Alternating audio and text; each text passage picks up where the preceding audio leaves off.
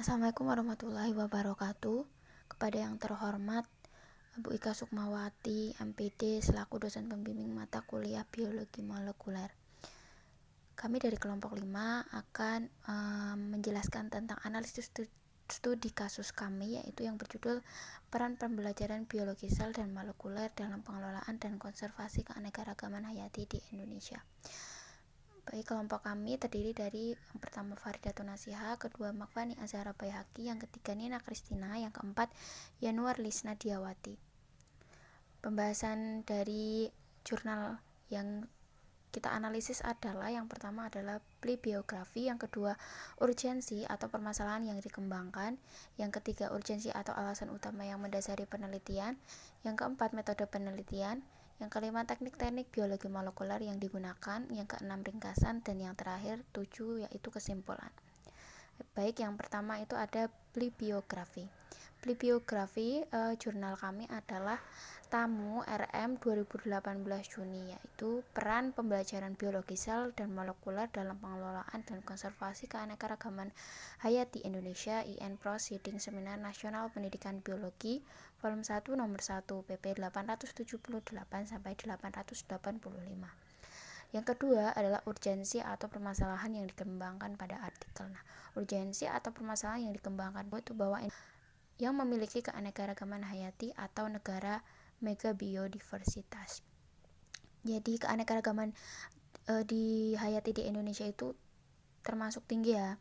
Namun masih banyak keanekaragaman hayati yang belum dikenali, terabaikan, tereksploitasi, bahkan hampir punah. Karena upaya pengelolaan dan konservasi keanekaragaman hayati bukan sekedar tanggung jawab moral kepada bangsa dan negara, melainkan kepada Sang Pencipta.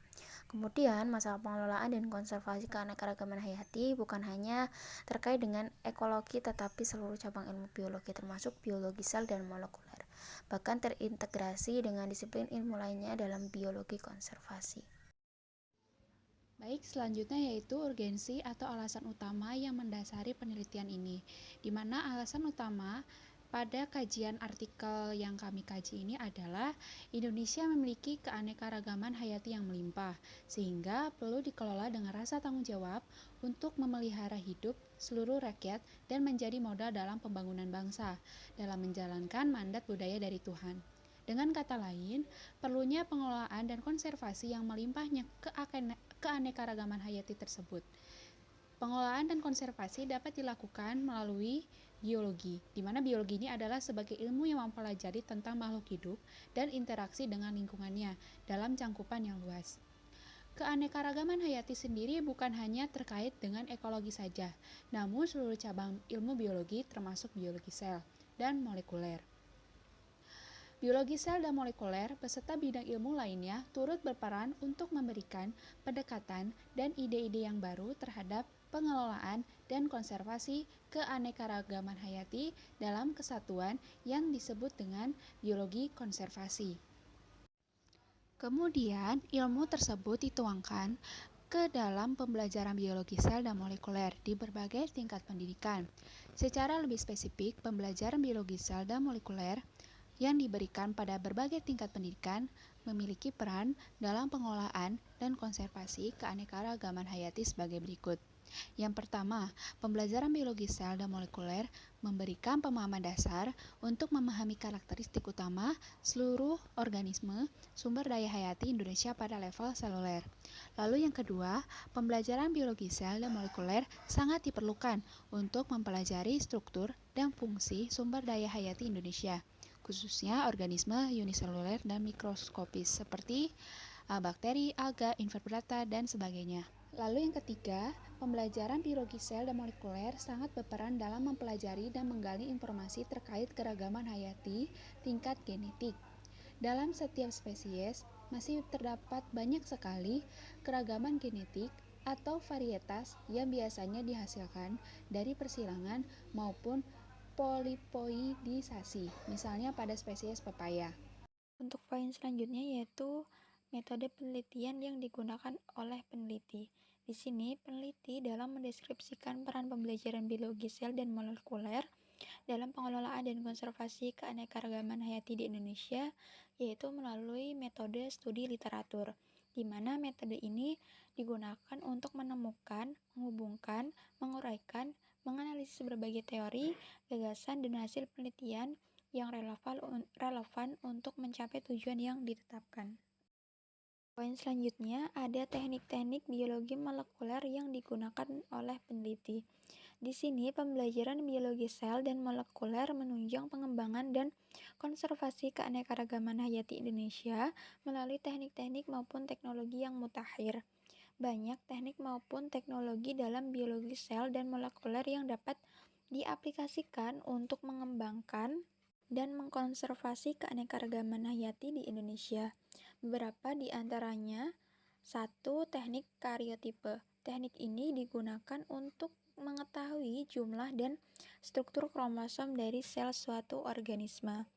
Selanjutnya ada teknik kultur sel dan fusi protoplas. Teknik ini digunakan untuk mengembangkan kualitas dari sumber daya hayati, misalnya dengan meningkatkan ketahanan padi terhadap penyakit, kemudian meningkatkan kandungan vitamin dalam tanaman. Lalu ada DNA rekombinan, kultur jaringan, dan gen band.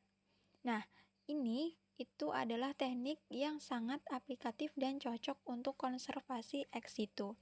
Selain itu, konservasi secara ex situ ini dapat dilakukan melalui koleksi berbagai spesimen dan mikrobia. Selanjutnya, poin ke-6 yaitu ringkasan. Jadi, materi biologi sel dan molekuler yang mulai diajarkan pada siswa tingkat SMP, SMA hingga tingkat universitas dapat memberikan pemahaman dasar untuk mengenal karakteristik utama, yaitu seluruh sumber daya hayati Indonesia pada level seluler. Kemudian, sebagai wadah untuk mempelajari struktur dan fungsi makhluk hidup, khususnya organisme uniseluler dan mikroskopis.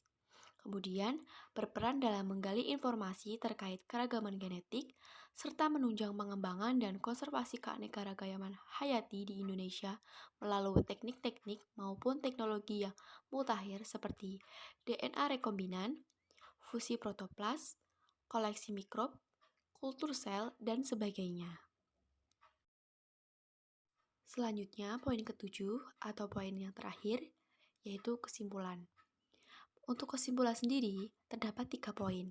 Poin pertama, biologi sel dan molekuler serta cabang ilmu lainnya saling berhubungan membentuk biologi konservasi sebagai upaya untuk mengelola dan melestarikan keanekaragaman hayati di Indonesia.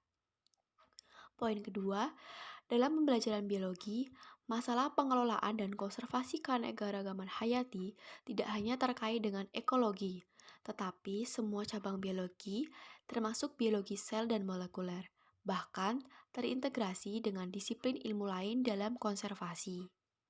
Poin ketiga, secara khusus, kajian biologi sel dan molekuler memegang peranan yang sangat penting dalam pengelolaan dan konservasi keanekaragaman hayati dengan memberikan pemahaman dasar untuk mengenali karakteristik utama dari semua sumber daya hayati pada tingkat sel, forum untuk mempelajari struktur dan fungsi dari makhluk hidup, khususnya organisme uniseluler dan mikroskopis, yang berperan dalam menggali informasi terkait keanekaragaman genetik, serta mendukung pengembangan dan pelestarian keanekaragaman hayati Indonesia melalui teknik dan teknologi terkini. Baik, berikut pemaparan yang telah disampaikan oleh kelompok kami. Kurang lebihnya mohon maaf. Wassalamualaikum warahmatullahi wabarakatuh.